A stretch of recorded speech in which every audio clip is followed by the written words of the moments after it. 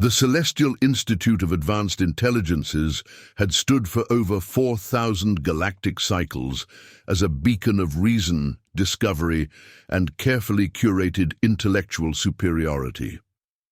It was the finest institution of learning in the known universe, where the most esteemed minds studied the principles of existence, the origins of sentience, and the precise mathematical elegance of the cosmos. Then humanity happened. Twee Corks, a relatively unremarkable human student, had been tolerated at the Institute largely because no one expected him to survive. This was not a personal slight. Statistically speaking, humans were an abomination. Their homeworld, Earth, or as the academic community had recently classified it, Class 3.5 homicidal death sphere, was a swirling cauldron of evolutionary malpractice. And yet, against all logic, these creatures continued to exist, and now, in what could only be described as an act of bureaucratic negligence, HFY had been given the main stage of the grand xenobiology theatre. Please, Professor Crax, a three-eyed, chitinous authority on non-terrifying biological evolution, addressed the audience.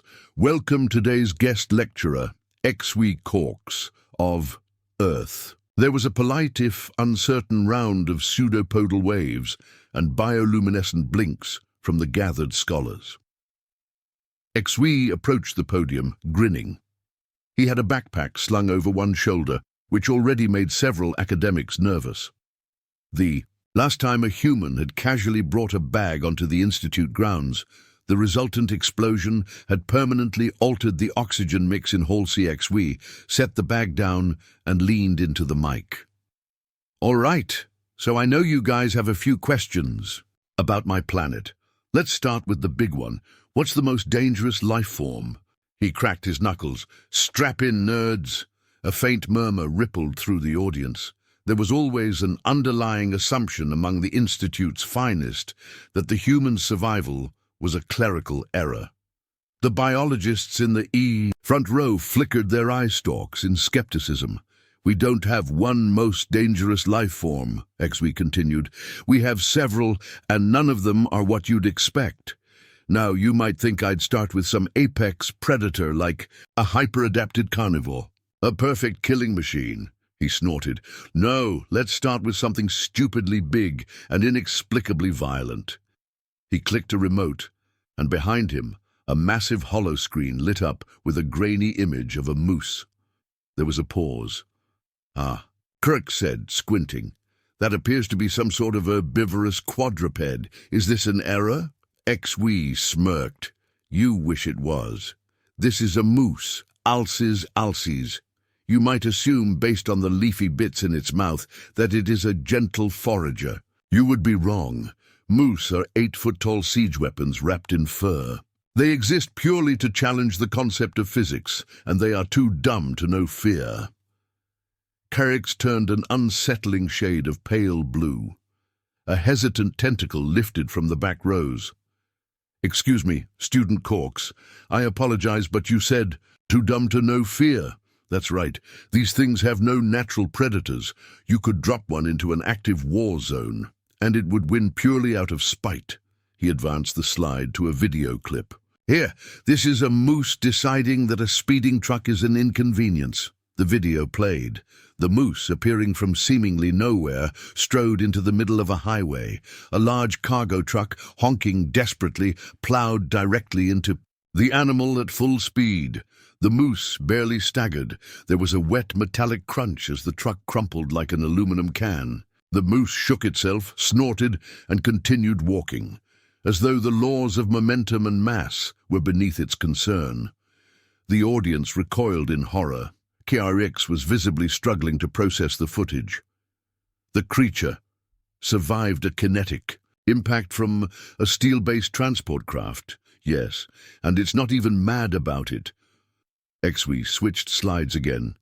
Now, moose should be herbivores, but this classification falls apart when you realize they will also attempt to consume any creature that annoys them. Small animals? Sure, Birds? You bet. A man standing between it and the next tree? He was a man. The murmuring in the audience increased in volume. XW held up a finger. Before you freak out, let me introduce you to geese. He advanced the slide. The response was immediate. There was an outright gasp as an image of a Canadian goose appeared, small, feathery, beady-eyed. To the untrained observer, harmless. What is that? One of the Institute's senior professors wheezed. That, XW said with the air of a seasoned war veteran, is a creature that exists to hate. Scientists have spent centuries trying to understand why geese are like this, and the prevailing theory is that they are running on pure distilled vengeance. The room tensed. They do not require food. They do not require rest. They exist in a permanent state of rage. You might assume they are territorial, but you would be wrong. They do not need a reason to attack. He clicked the remote. Observe. Another video. A lone figure sat peacefully on a park bench watching the sunset. Then from off-screen, a single goose charged. The human leapt up in terror. The goose pursued. He ran. The goose flew faster. He screamed. The goose honked in triumph. The footage ended as the human, desperate and out of options, dove into a nearby pond. The goose, XW said gravely, cannot swim. It does not care. Professor KRX turned to an assistant. Cancel all future expeditions to Earth. But XW wasn't finished. He clapped his hands together. All right, now for the most chaotic life form on the planet. He hit the button. Again, the screen showed a squirrel. KRX's mandibles clicked. That is much smaller. Yes, XW said, but vastly more insane. See, a squirrel operates on a different plane of logic than the rest of the universe. It doesn't follow physics. It defies them. He flipped to a final clip. A squirrel, mid-air, flung itself from a tree, missed its landing, bounced off a roof, rebounded twice off a power line, and somehow landed, entirely unharmed, on the opposite branch. The entire theater was silent. Then KRX muttered almost to himself, "You live with these creatures?" XW grinned. "Yeah, and that's not even the scariest thing on the planet." KRX inhaled sharply. "What is?" XW shrugged. "Us." The Institute promptly declared Earth a Class 5 evolutionary nightmare zone, and the bureaucrats had no idea what to do about it. The declaration of Earth as a Class 5 evolutionary nightmare zone sent shockwaves through the Celestial Institute of Advanced Intelligences. Bureaucrats panicked, xenobiologists resigned en masse, and emergency council meetings were held in dark, incense-filled rooms, where beings with too many appendages muttered ominously about containment protocols. No one wanted to be the one responsible for deciding how to deal with the planet. Meanwhile, XW Corks was having the time of his life. He had never been particularly respected at the Institute. As the only human in a place where logic reigned supreme, he was mostly seen as a walking paradox, someone who should not exist. And yet there he was, drinking soda in the Institute cafeteria, while entire departments debated whether or not his species should be classified as an intergalactic biohazard. The moment his lecture ended, he found himself bombarded with questions. Not the usual condescending inquiries about how his species had managed to survive for so long, but genuine raw terror disguised as scientific curiosity. "Human corks," wheezed Professor KRX, his mandibles clicking anxiously. "You stated that your species is the most dangerous entity on your planet. Could you please calmly explain why?"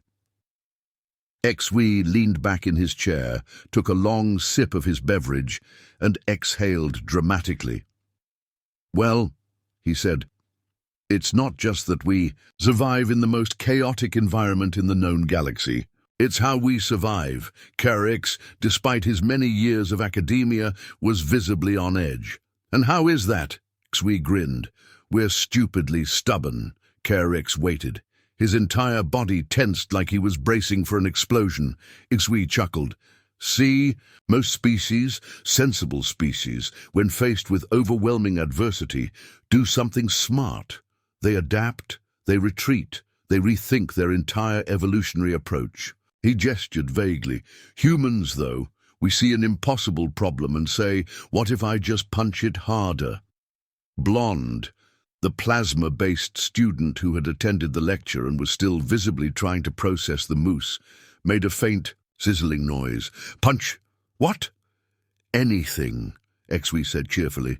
Weather, disease, time, the fundamental laws of physics. If it's in our way, we fight it. Sometimes for no reason at all. Rex's grip on his datapad was beginning to crack its casing. You fight weather? Oh yeah, tornadoes. We chase those things for fun. Hurricanes? People have stood outside in them just to prove they can. He casually flicked through his communicator and held up a photo. This is a guy punching a bear. The assembled aliens let out a collective choked gasp. Why would he do that? Blonde whimpered. XW shrugged. Because it was there. X made a strangled noise. XW leaned forward. See, the problem isn't just that we're resilient. The problem is that we get creative about it. Like medicine? We didn't just accept that some diseases exist.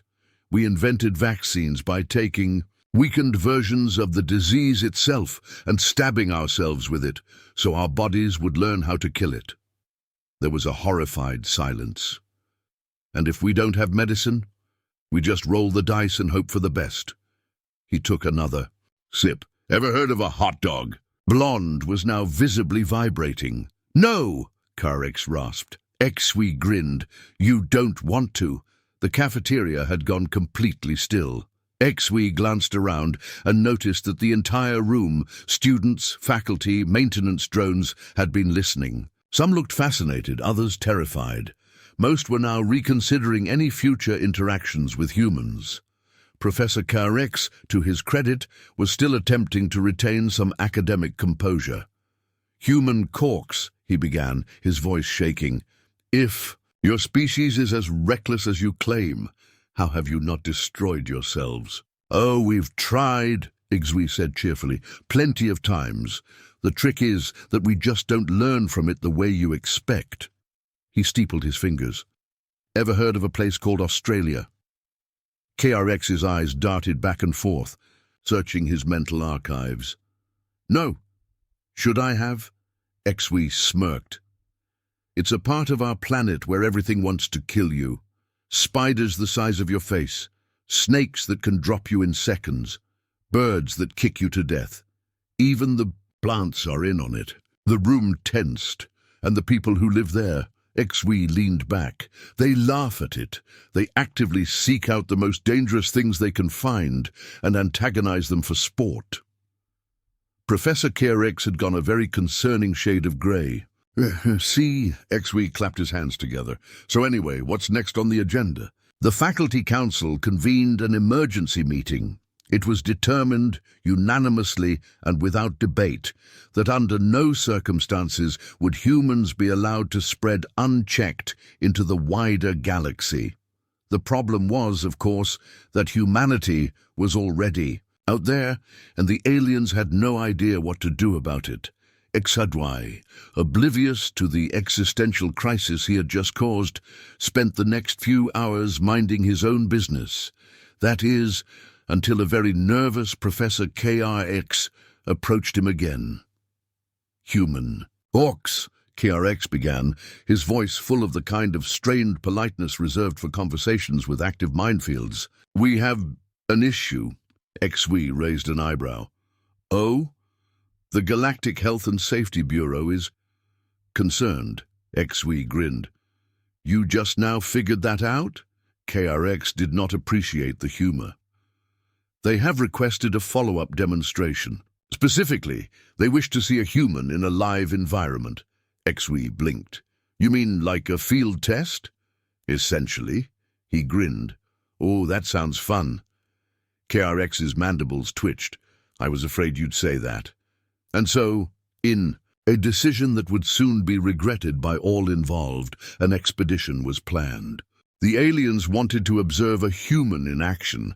They were about to get far more than they bargained for. The expedition was doomed before it even began. The Galactic Health and Safety Bureau had hastily assembled a research team composed of their finest xenobiologists, evolutionary scientists, and risk assessment specialists that the Institute had to offer. Their objective, to observe a human in its natural state and determine whether their classification as a Class 5 evolutionary nightmare was a clerical error or a genuine cause for interstellar alarm. Their mistake was assuming that humans had a natural state. Xwi was escorted to the docking bay, where a sleek, state-of-the-art observation vessel awaited him. The ship, designated Harmonious Inquiry, was the pinnacle of risk-averse engineering, its walls reinforced with quantum-absorbent alloys, its containment fields capable of withstanding cosmic radiation, and its emergency protocols fine-tuned. Over millennia of careful scientific exploration, the moment Xwi stepped aboard, he cracked his knuckles and grinned. "All right, where's the danger?" The research team shifted nervously. Professor KRX, now looking significantly more stressed than he had been mere hours ago, cleared his throat. "The purpose of this expedition is not to seek danger, human. Cox, it is to observe you in a controlled environment and document your behaviors under non-hostile conditions." Xwi stared at him. "Then why'd you invite me?" KRX hesitated. The truth was, they hadn't so much invited him as been pressured into including him. The bureaucrats had determined that the best way to understand humans was to observe one in action. The problem was, they had no idea what that actually entailed. Unfortunately, they were about to find out. The ship launched, leaving the safety of the Institute behind. Their destination, an uninhabited Class 2 Terran moon, known in galactic databases as Gliese 42b. It was an ideal testing ground, mildly hazardous but devoid of complex predators. The perfect place to see how a human operated when faced with mild adversity. It would later be noted in the official incident report that the mission went off the rails exactly 17 minutes after landing. The research team, outfitted with advanced environmental suits and sensor arrays, stepped cautiously onto the planet's surface. They had spent years perfecting their methodology for observing alien life. Every movement was careful, measured, precise. HFY, on the other hand, stepped out in jeans and a hoodie. The researchers stared.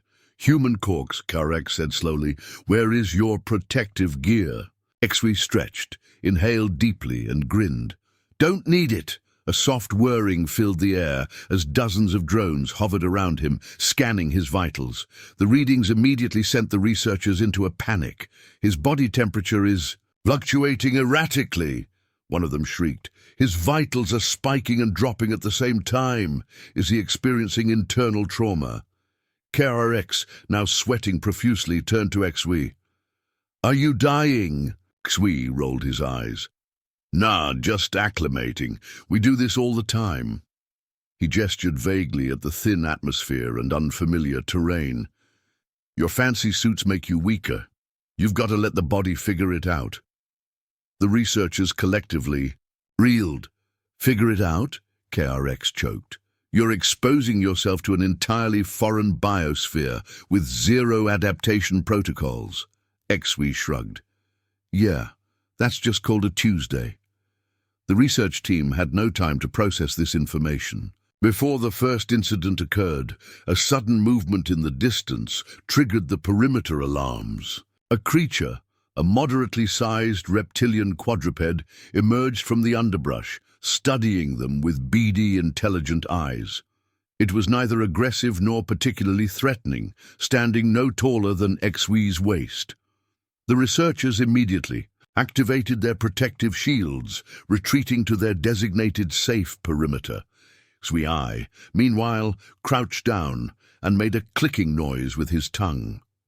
The creature tilted its head. The research team screamed. Human corks, get back! It could be hostile. You do not approach unknown fauna without a risk assessment protocol. XV ignored them entirely, extending a hand. The creature sniffed his fingers cautiously. Then, to the absolute horror of the researchers, it wagged its tail. Carex nearly fainted. What is it doing? One of the biologists whimpered. XV grinned. Oh, he likes me. The lead xenobiologist hyperventilated into a portable oxygen filter. That species has never interacted with an intelligent life form before. How are you communicating with it? XV scratched the creature's head, and it purred. I dunno, man, he said. Animals just vibe with us.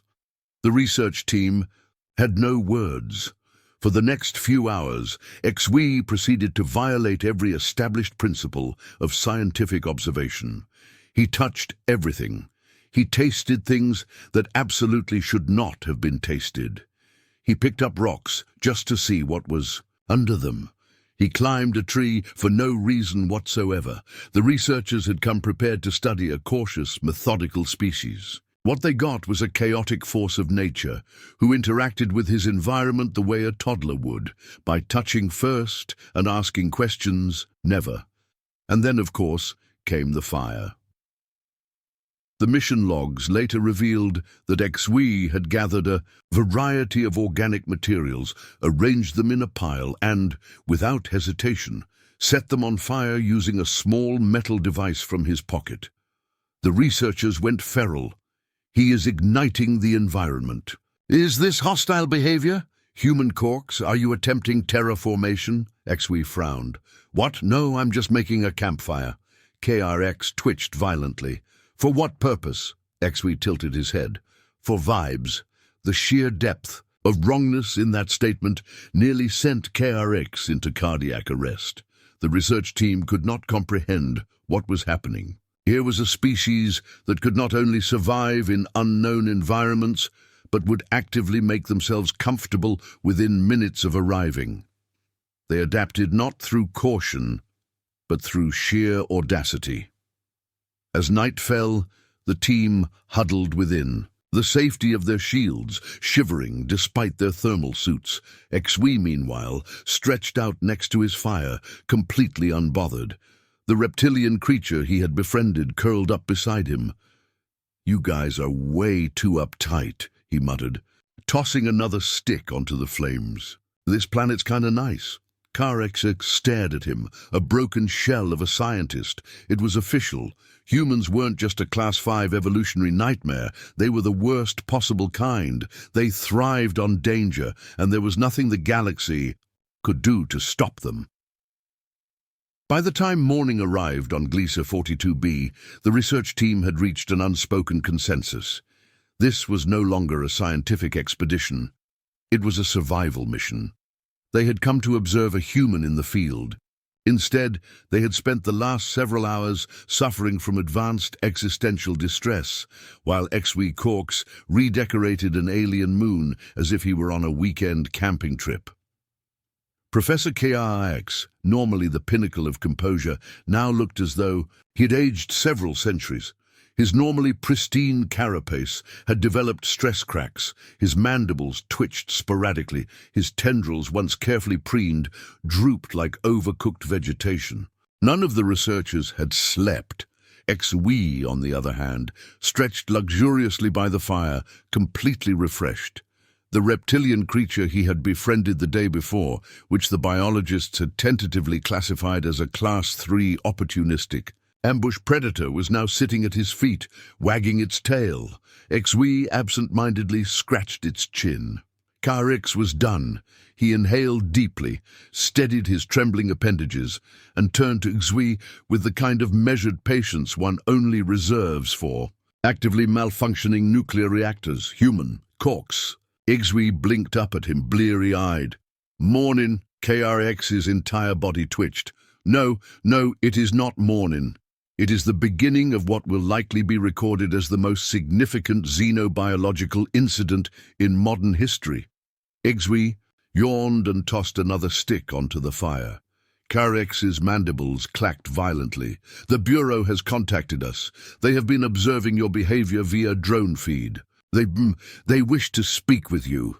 XW sat up, raising an eyebrow. "The Galactic Health and Safety Bureau? Oh, this is gonna be good." KRX muttered something in his native tongue that translated roughly to, "I was not trained for this madness." He pressed a control panel on his wrist, activating the ship's holocom. A shimmering image flickered into existence. A bureaucrat from the Bureau, whose species was comprised entirely of gelatinous protoplasm suspended in a gravity-neutral containment field. It wore a very small and very distressed-looking headset. "Human XW Corks," the bureaucrat began, voice slightly garbled. "We have been monitoring your activities on Gliese 42b. There is a growing concern." XW grinned. "That's nice. What about?" The bureaucrat flickered anxiously. "Well, several things. To begin with, we must address the incident from 3 hours ago." XW tilted his head. "You mean when I found that cave?" The research team shuddered in unison. "Yes," the bureaucrat said slowly. "We are referring to the moment when you willingly entered an unknown subterranean environment, despite repeated warnings from your team, and proceeded to engage in what can only be described as an ill-advised investigation." XW shrugged. "I was curious." KRX's exoskeleton creaked as he clenched his claws together. "Human Corks. You—" He inhaled sharply. "You punched an unknown life form." XW blinked. "Oh, yeah." He nodded. "Yeah, I did do that." The bureaucrat's form rippled in distress. "Why?" XW frowned. "It lunged at me. It was defending its territory." KRX nearly shrieked. "Right," XW said, nodding, "and I was defending my face." The entire ship buzzed with the weight of their collective horror.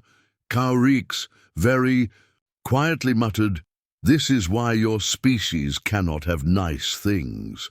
The bureaucrat made a sound that in their species was the equivalent of weeping openly into an office mug.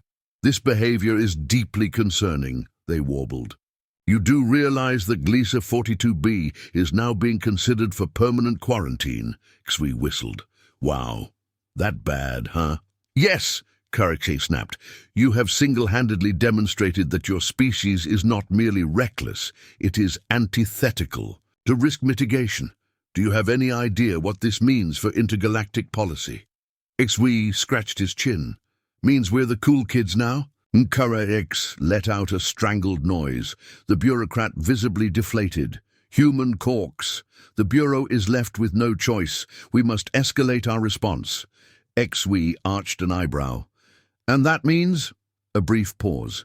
Then, with deep reluctance, the bureaucrat uttered the words that would soon shake the very foundation of intergalactic diplomacy. "We need to talk to more humans." There was a stunned silence. Kirks froze. The research team froze. Even the reptilian quadruped at XW's feet stopped wagging. Its tail, XW, however, grinned. "Oh," he said, cracking his knuckles. "You guys are so not ready for that." And they weren't. But the wheels were already in motion. Within hours, diplomatic requests were sent to Earth.